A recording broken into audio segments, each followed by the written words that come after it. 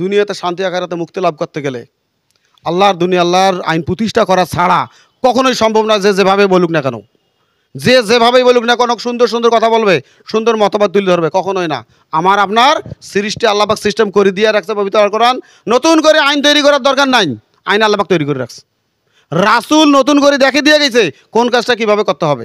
আমরা যেন বাংলার জমিনেও রাসূল সাহাবী আজমাইনদের অনুকরণ করে বাংলার জমিনে আজকে সিস্টেম পরিবর্তনের সময় এসেছে। নির্বাচন, এই নির্বাচনে জামাতে ইসলামের হাতকে শক্তিশালী করি, দাঁড়িপাল্লা মার্কায় ভোট দেই এবং আমার আত্মীয় স্বজন বন্ধু বান্ধব যারা আছে সবাইকে এই দাওয়াতটা পৌঁছাই যে আমার আপনার উপর দায়িত্ব আল্লাহর জমিনে আল্লাহর দিন প্রতিষ্ঠা করা, আল্লাহর জমিনে আল্লাহর নিয়ম বিধান অনুযায়ী আমাকে জীবন পরিচালিত হওয়া। যদি এভাবে আমরা করতে পারি দুনিয়া এবং আখিরাতে শান্তি লাভ করতে পারবো এবং বাংলাদেশটার থেকেও সকল অপকর্ম দূর হওয়া সম্ভব।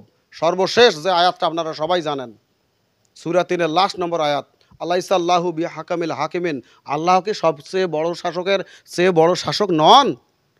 আল্লাহ পাক এভাবে কইতে আল্লাহ পাক ওয়ামা তাকিলুন, তোমাদের কি আক্কেল হয় না? আল্লাহ পাক এভাবে অনেকগুলো কথা বলছে। তো আল্লাহ সব শাসকের যদি শাসক বড় শাসক হয়ে থাকে, সেই শাসক অনুযায়ী জীবনযাপন করতে হবে, ওই শাসক অনুযায়ী আদেশ মানতে হবে এবং বাংলাদেশকে পরিচালিত করতে হবে। তাহলে হুব্বুল ওয়াতানি মিনাল ঈমান, দেশপ্রেম ঈমানের অঙ্গ। হাদিস আমরাই বলতে পারবো, আমরা মুসলিম জাতি, আমরা যারা আমাদের ইসলাম করি কোরআন হাদিস বাস্তবায়ন করতে পারি, এই হাদিসটা আমাদের জন্য যা দেশপ্রেম ঈমানের অঙ্গ। আমরা দেশকে ভালোবাসি বিদায় কোরআন এবং হাদিস অনুযায়ী দেশটা পরিচালনা করার জন্য ওই সংগঠনের আজকে কর্মী, ওই সংগঠনে কাজ করতে চাই। এই সংগঠনে কাজ করতে করতে আল্লাহ জমিন দিন প্রতিষ্ঠার আন্দোলনে সামিল হতে পারি যেন এবং দিন প্রতিষ্ঠা করতে পারি যেন, এভাবে যেন আমরা মৃত্যু পর্যন্ত যেন অটল থাকতে পারি, এই আশাবাদ ব্যক্ত করে আমার জন্য দোয়া আছে। সবার প্রতি ধন্যবাদ জানিয়ে আমি আমার সংক্ষিপ্ত বক্তব্য এখানে শেষ করছি। আসসালামু আলাইকুম ওয়া রাহমাতুল্লাহি ওয়া বারাকাতুহু।